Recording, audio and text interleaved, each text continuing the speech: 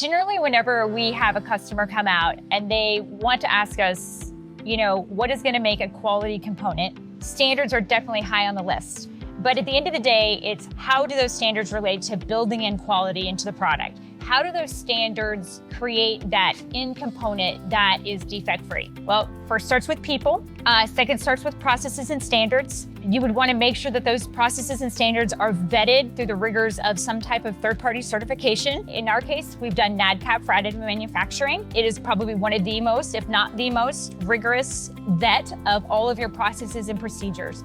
That covers everything from your people, through your material handling, through your facility, through your production method, through the entire product realization landscape. That is probably the key thing. You need to understand, have they been certified, accredited, or looked at from a third-party point of view?